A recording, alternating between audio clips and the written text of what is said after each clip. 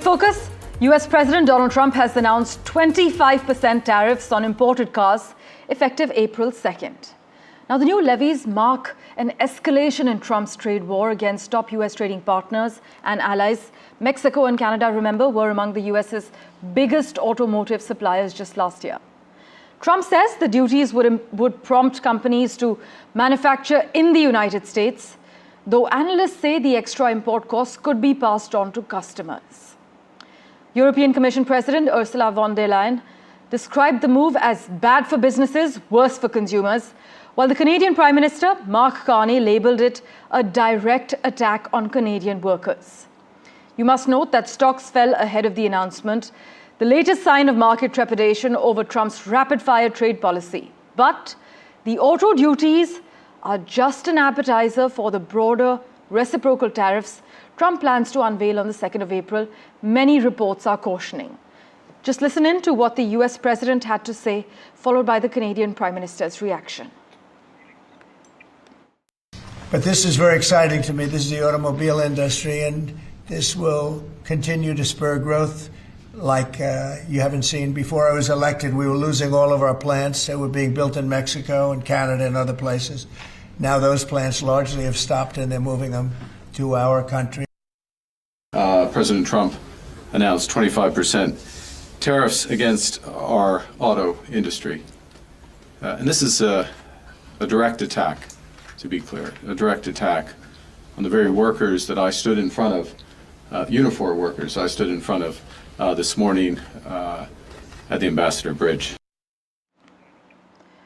Well, live from Vietnam, we have with us Mugdha Mishra, who joins us with the CEO of Lumax Autotech. Mugdha, so Trump has announced a 25% tariff on all cars that are not made in the United States.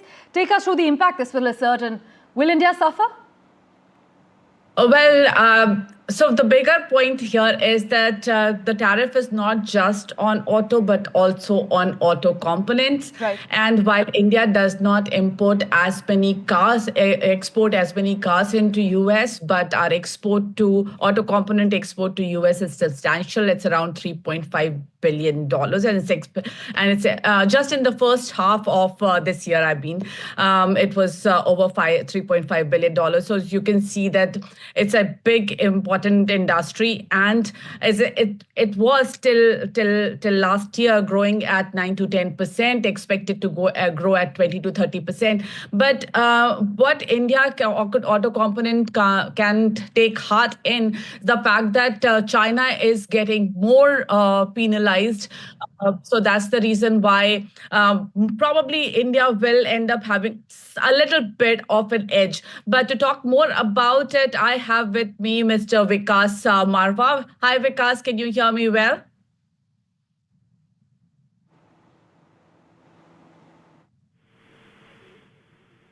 All right. My first question to you: how do you see this tariff, and how do you think the trajectory will be, and what is the immediate impact on Indian auto component suppliers? The scenario is still emerging, and I think India is not intended to be on the hot list as per the news that we are getting. But still, if you see the composition of Indian exports and largely going into North America and US in particular, it is relatively less in terms of the automotive sector. They are like practically negligible in terms of vehicles, and even in terms of auto components, it's fairly low. So it's my personal feeling that we should have a very minimal impact owing to US being a small export market for us. But it was showing great growth till last year. Do you think that will get impacted? However, the fact that China was a bigger supplier and has got bigger tariffs now will probably somehow help India. Do you think something like that could happen? So you're right. There was a scale-up happening, but then overall, if you see, there could be reciprocal agreements. The situation is still not very clear, and we are waiting to hear the final news. But even then, India would be comparatively expected to be better placed than, let's say, Canada or a Mexico or a China in terms of being able to export there better. Donald Trump said that these tariffs are permanent. That was the last statement that he gave. Do we see a probability of governments negotiating with US government negotiating with each country and having a different tariff structure?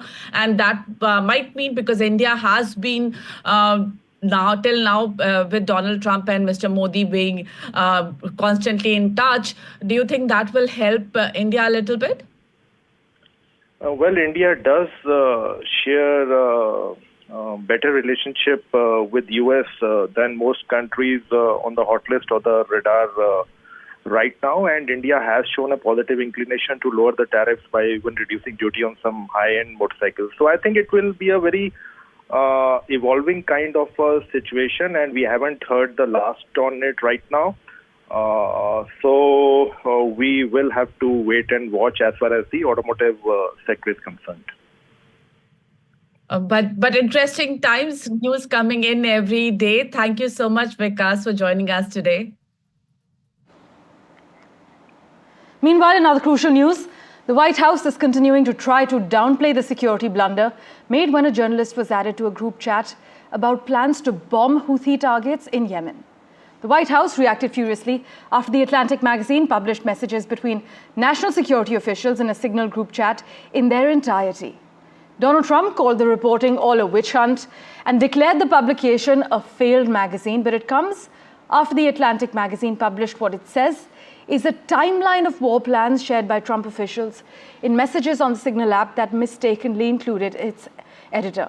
Well, Democrats are calling for both the Defense Secretary and National Security Advisor to resign.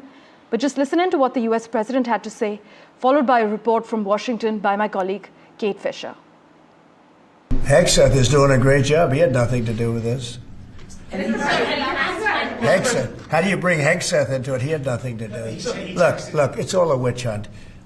Here we are talking about some of the greatest business deals ever made. The greatest companies in the world are moving into the United States, and you want to ask about whether or not Signal works. I don't know that Signal works. I think Signal could be defective, to be honest with you.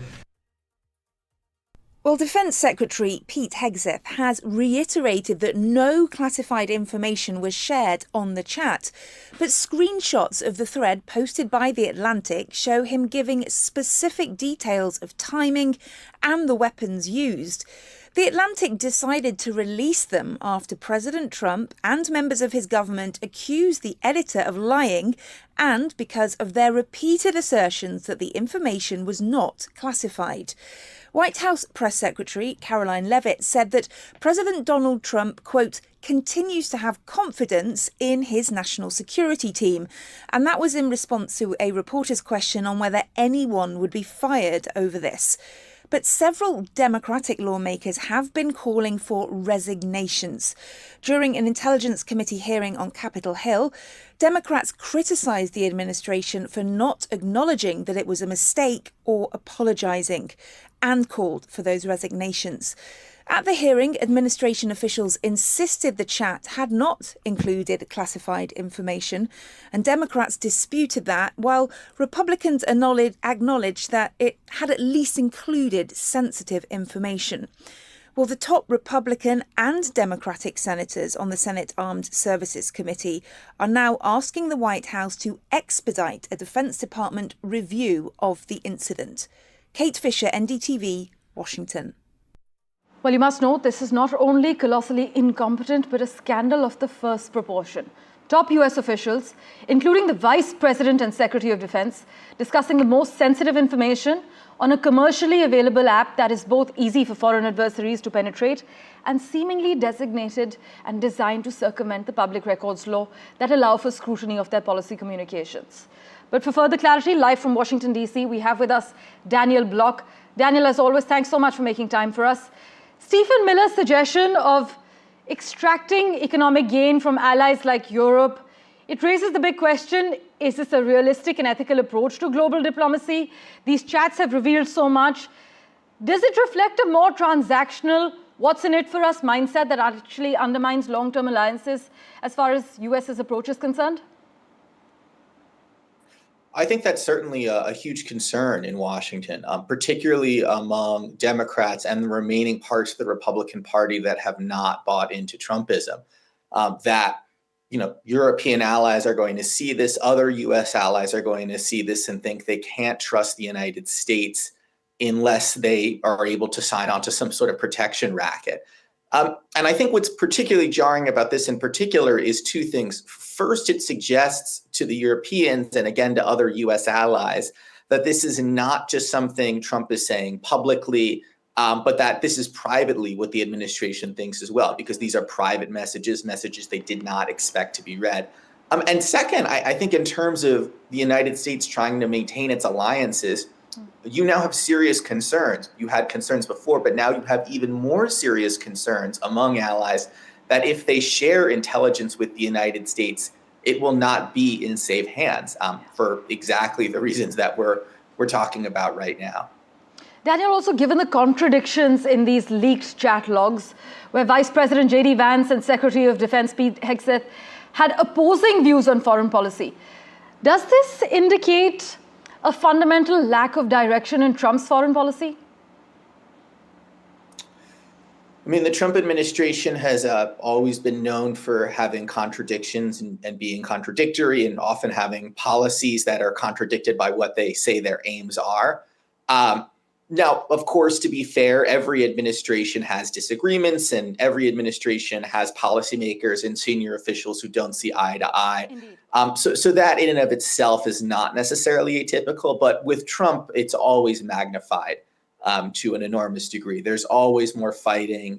There's always more disagreements. There's always more contradictions than there are during a quote unquote normal presidential administration.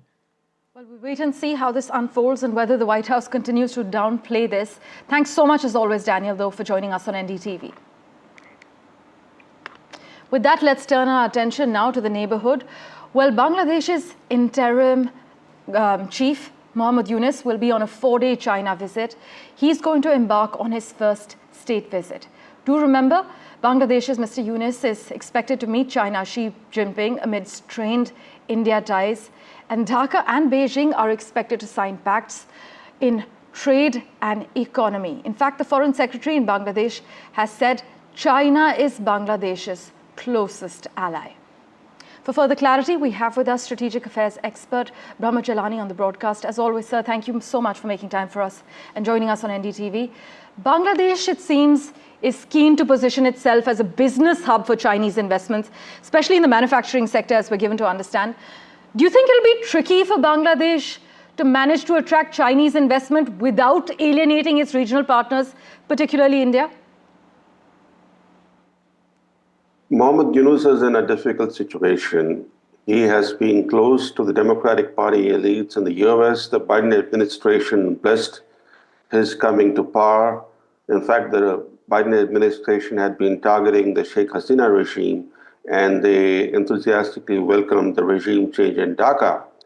But since the coming to power of Trump, Yunus finds himself in a predicament because Trump had, just before the presidential election in November, issued a strong statement about the persecution of minorities in Bangladesh.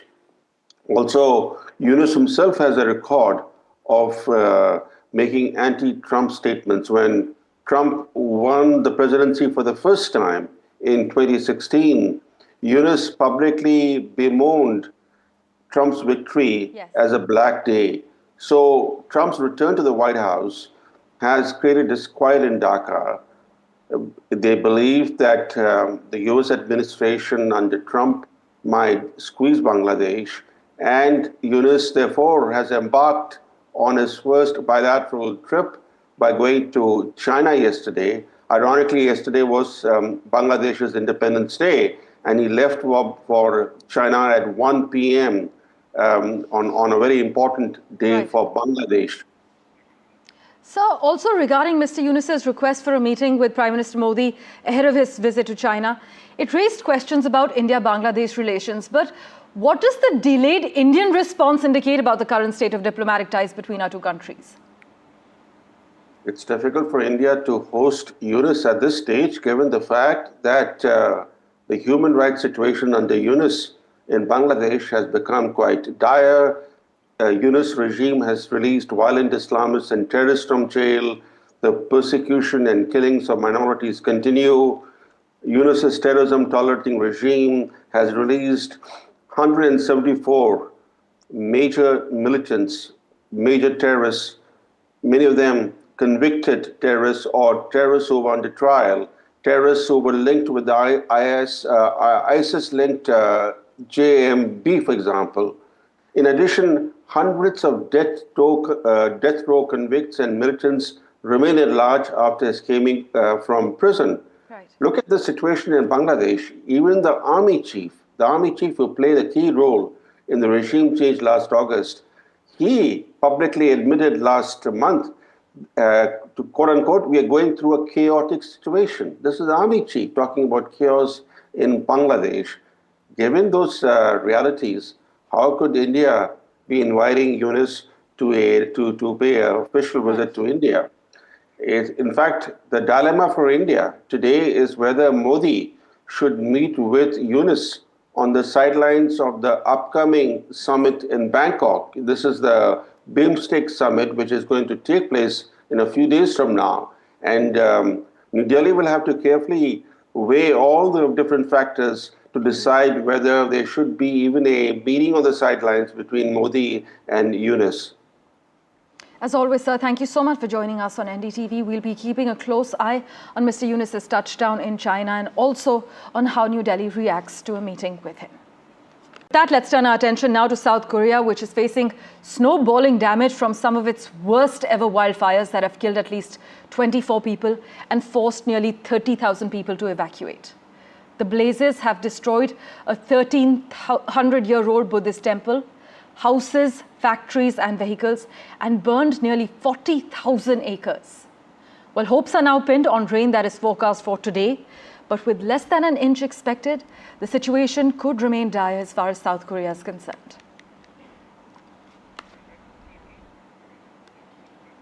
And to Turkey now, where Istanbul's opposition-run municipal council elected an interim mayor to run the city after Mayor Ekrem İmamoğlu was actually jailed pending trial over graft charges that he and his supporters deny and call politicized.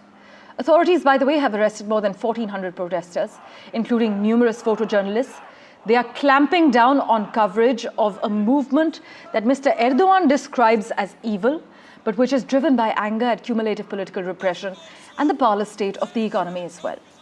You must note that the next presidential election is not due until 2028 there. Slipping into a quick break, back in a moment with much more. Do stay tuned.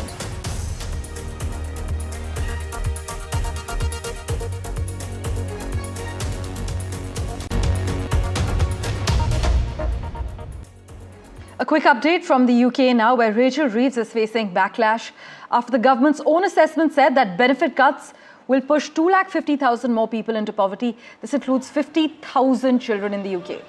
They are now set to impact 3.2 million families. Angry critics contrasted the Chancellor's austerity cuts for the poorest to recent controversies over her acceptance of £7,000 from a friend to buy clothes and also free tickets to a Sabrina Carpenter concert. Thank you so much for watching this edition of The World 24/7. As always, we'll keep tracking the latest for you. Do stay tuned.